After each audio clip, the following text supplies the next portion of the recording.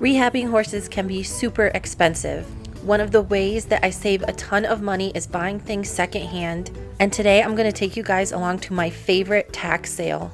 This sale is held at a therapeutic riding center. They take donations throughout the year and then have a tack sale for a fundraiser. I always buy a few bags of things at this sale, and I'm going to show you guys at the end everything I bought. I haven't seen any teaser photos, so it's going to be a complete surprise what is in there. I'm going to go through this sale in kind of a fast and furious manner, picking up things that I know are super high quality at a good price. I'm going to pick up a few things for my horses, and then I'll probably also pick up a few things to sell. This tack sale is always very reasonably priced. I am kind of a saddle snob, so I love checking out these older handmade saddles first. Most of the saddles are between $200 and $700, so if I can find one that's a good deal, I will definitely pick it up. This is an older cavalry saddle. It looks like a reproduction, not an original. And I am just going through these really quick. I took a saddle building class a few years ago, and this saddle I could tell was built by someone at the school. The material cost for this saddle is about $1,500, so $400 is a screaming deal. They had so many things, I was a little bit overwhelmed where to go next, so I took a brief look at the English saddles and then I was over to the saddle pad. Most of these heavier pads were around $25.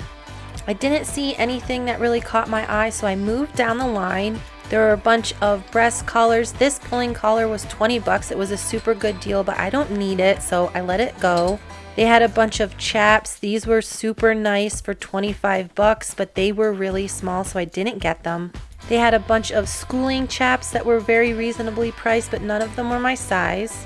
I have some English tack, but I wanted to get Skeletor his own things. They had a bunch of pads, and I'm just checking to see if any of them are sheepskin.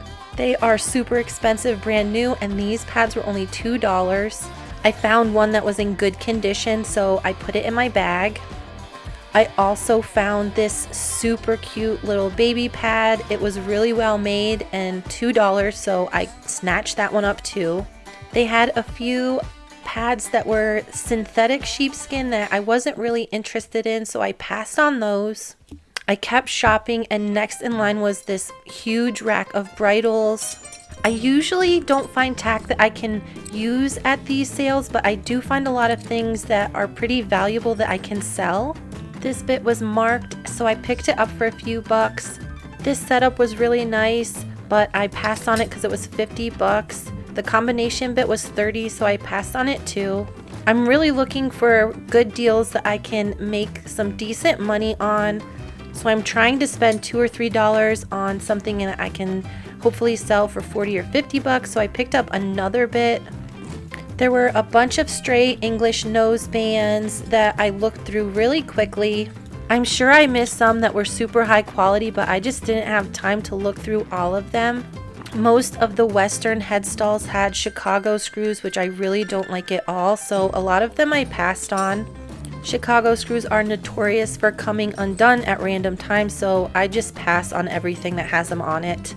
I did find a few really nice snaffles that I picked up. I couldn't make out the maker's mark on some of them, but for $2 I'll take a chance and figure it out when I get home. I noticed that they had another rack of English saddle pads, and I saw this one. This is a really nice sheepskin half pad, and I know they're a few $100s, and this one is in excellent condition, so I'm definitely gonna pick it up. This will be perfect for Skeletor.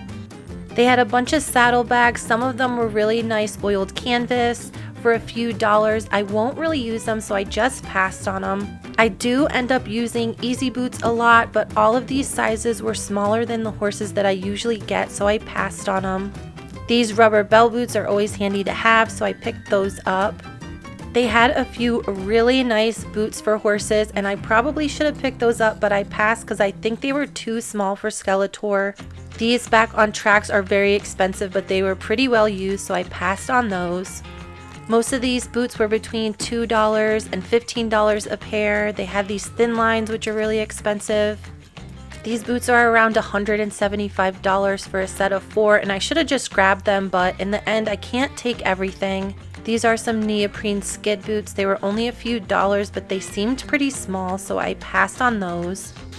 They had a bunch of random stuff like feed scoops and hay bags that were only $1 a piece.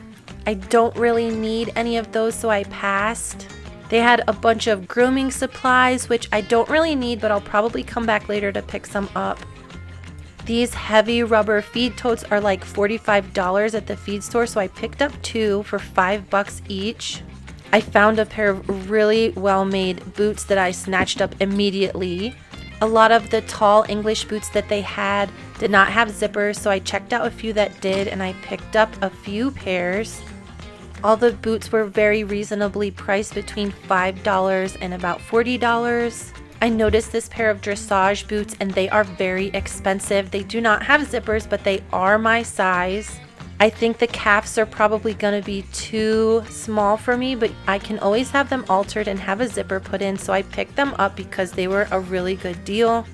I think Skeletor is going to excel at dressage, so I want to make sure I have things to show him for next year. They had a bunch of blankets hanging. I only have one older horse that I put a blanket on through the winter, so I looked very briefly at these. Most of them were bigger sizes, so they wouldn't really fit my horses. I saw this fleece cooler and I picked it up because those are always handy to have in the winter. I am really cruising around trying to get my eyeballs on all the things before they get snatched up. These were some English saddle covers. This one was really nice, but I couldn't find a price on it, so I passed on it for now. They had a small table of clothes that I looked at. They had a bunch of breeches, so I looked for higher quality ones, and I found a few pairs that were really nice, so I picked them up. I didn't really look at the size. I can sell them if they don't fit me, so I just grabbed them and put them in my bag. All of these were kid-sized breeches and not too fancy, so I passed on them. There were a few random totes full of things, so I looked through them. I actually think I donated this tote full of books a couple years ago, so they must take all of this stuff that doesn't sell and just keep it for their next sale. They had a bunch of reins, but I didn't see anything that I thought I was going to use, and they also had this giant trailer full of random tack. They had a bunch of nylon halters, which I pass on, and then I saw these guys. They don't make these anymore, and I think it was Monty Roberts who designed them, but they sell for a ton of money on eBay, so I picked them up because they were only $2. I can usually find some high quality rope halters for my horses at this sale, but I didn't see any. This rifle scabbard was all leather, but it was kind of lower quality, so I didn't pick it up because they wanted $25 for it. There wasn't really anything in here that caught my eye. I looked through the English skirts and I found a therapeutic cover that I picked up. Most of the Western cinches were cotton, so I passed on all of those. I totally missed this giant wall of bits earlier, so I came back to see if there was anything that I could make a little bit of money on. Most of them were unmarked and not very good quality. I found this older made in England bit, so I grabbed it. These were some older curb bits. I noticed this nice little egg butt snaffle, and it was marked, but I couldn't make it out. I decided to grab it because it was only $2, and I'll figure out when I get home who makes it. I'm sure since I got here so late in the sale, I missed out on some really good bargains. It's kind of cool to see all the different bits when you come to one of these. This is a Dexter bit. It's used for race horses. You can clip a lead rope to the circle part when you're leading them around. There were a few really nicely made sweet iron bits. I looked for maker's marks, but I couldn't find any. I should have just picked them up because it was only $2, but I have a few snaffles that I ride pretty much every horse I train in. I picked up a few more vintage bits to sell. I was hoping for some better finds, but I think I was too late. There was a random box of half chaps, and I found these brand new tread step ones for $10, so I picked them up. I didn't even look at the size because I know I'll be able to sell them no matter what. I saw this really pretty vintage curb that I thought about getting, but I passed on it. I actually came back to get that Boselle, but it was gone, so I picked up this combination bit instead. The bit is a couple $100 new, so I think I can resell it for like $100. I saw this really nice English bridle that I was gonna pick up for Skeletor, but I think it was a warm blood size, and he doesn't have a very big head. These sell for a couple $100, so I should have just gotten it, but I put it back. It doesn't really make any sense to buy an English noseband that doesn't match any bridle I have, so I passed on those. I thought about getting this sleazy. It's just a shoulder guard that goes under your blankets, but I don't really need it.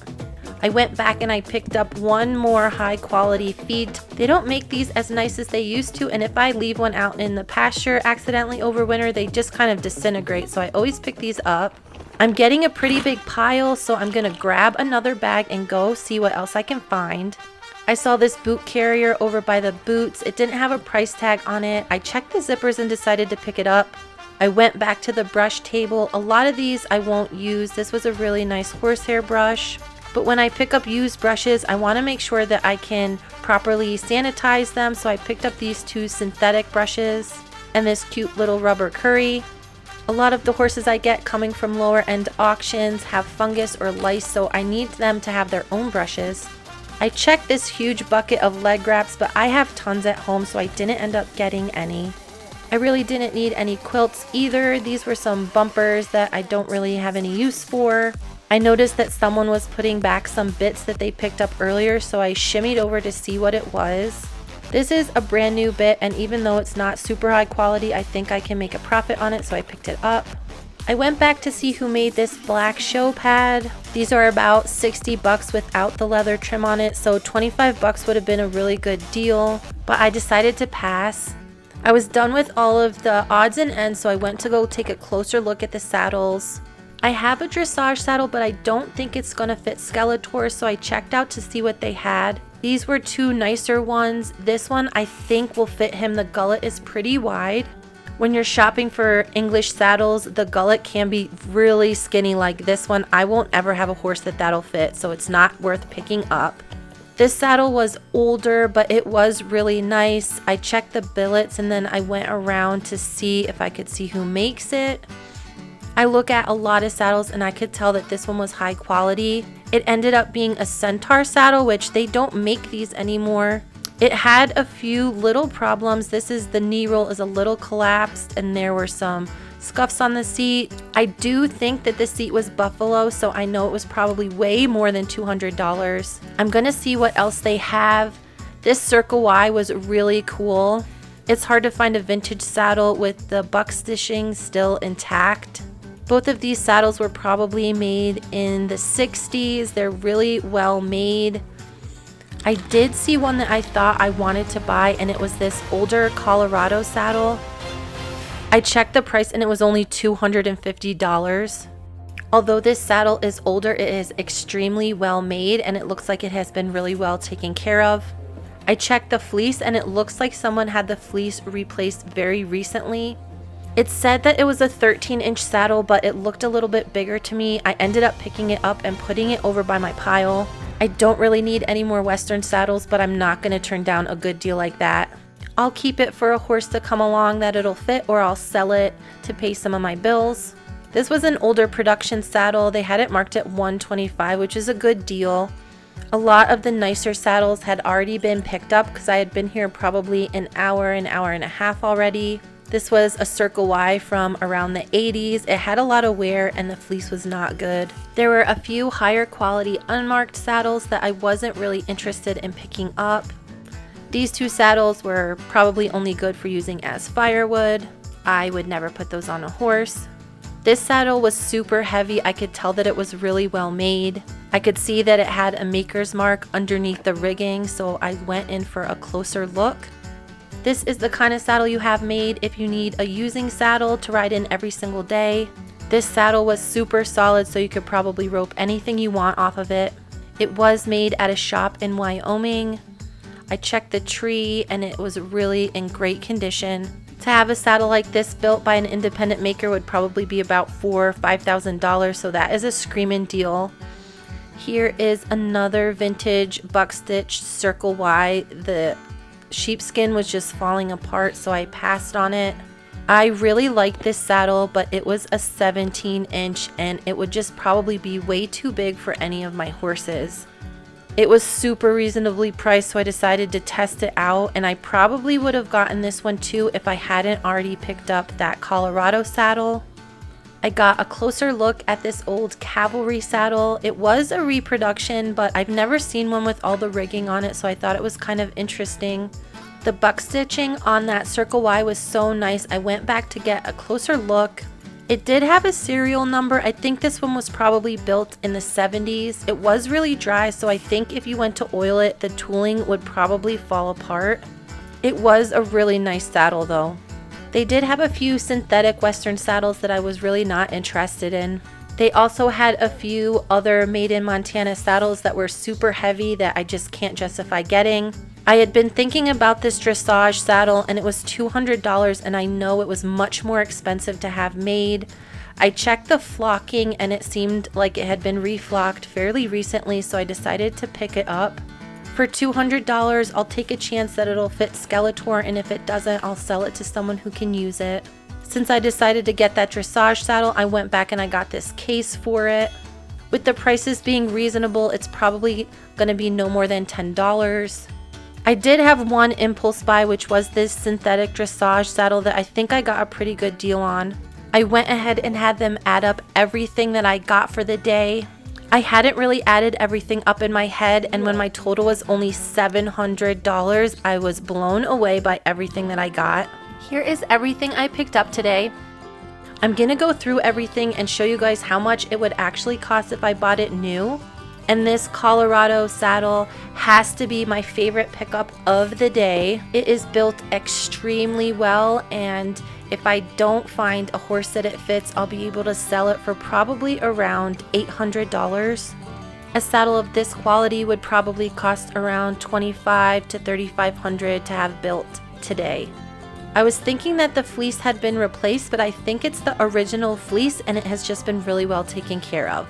This is that dressage saddle that I picked up. It does have a few blemishes and it needs to be re-dyed, but overall it's in excellent condition.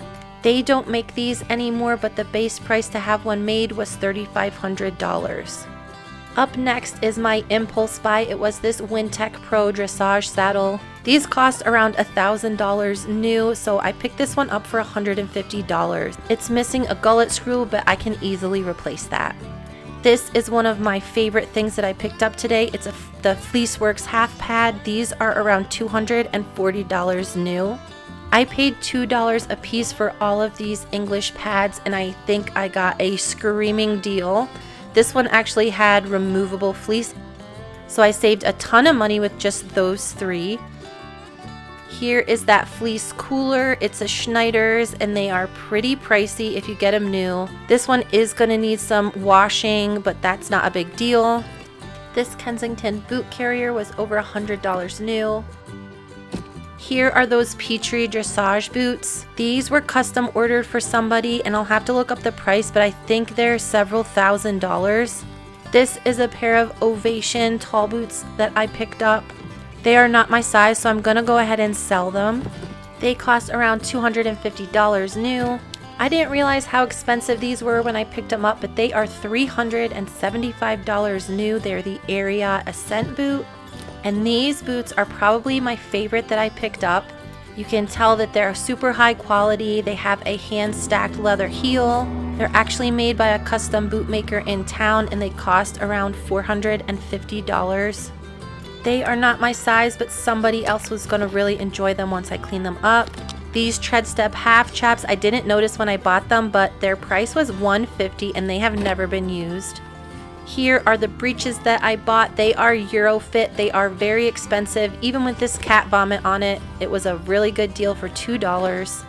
This next pair is Equine Couture. They have a full seat as well. And then I did find another pair of the Eurofit. These are a couple $100s. They have a real leather seat. This is an Equigel girth cover that I picked up. They don't make these anymore, but I thought it was something that might be nice to have. I think when I resell this bag, I'm going to be able to pay for everything I bought today. This Myler combo bit should sell for $150. I can show you guys how these Be Nice halters work. It was a super nice day today, so a lot of the horses were hanging out in the sun. This old pony has really been enjoying the really nice weather that we've been having. I think they stopped manufacturing these halters in the early 2000s, so whenever I find one, I pick them up. They have a little bit of a pulley system on them. They basically work like a regular rope halter, but with a pulley. These halters have a cult following and they sell for a ton of money on eBay. These heavy gum boots aren't very expensive, but it's hard to find the ones that are heavy duty. These brushes weren't very expensive, but it was a good pickup for 50 cents a piece. This is one of the bits that I picked up. It's stamped Never Rust, made in England. Not as much profit as I thought, but it will sell for around 20 bucks on eBay probably. This is one of the bits that I picked up and I could not make out what it said at the sale. If any of you guys know this maker, put it in the comments for me because I was having a really hard time figuring out what it said. I'll probably just keep it in my tack room until I figure out who made it. I'm a little bit bummed about this one. I saw the level 2 on it and I thought it was a Mylar bit, which would have been a $200 bit, but it's a Metal Lab, so it's like a lower quality, probably not the best buy. These other bits that I picked up, this one is the one that I couldn't read the maker's mark when I was there, and it ended up being a Rainsman. They don't make this kind anymore, but they retail for around $90. And these last two are some other Never Rust bits. I might lot these together with the other snaffle that I bought and just sell them as a lot on eBay and hopefully get like 40 or 50 bucks for them. This one I probably shouldn't have bought. It was $10. It's stamped England and solid nickel. I don't know the maker and I might just toss it in with the lot of Never Rusts. My total was $753.50. I donated an extra $16.50 for a total of $770 for all the tack that I found today. If I had purchased everything I bought today new, it would have cost me $12,273, which means I saved $11,503 on my shopping trip today. Today's shopping trip was a huge success and I got some things that I was really wanting for my horses. Thanks for watching and stay tuned for the next one.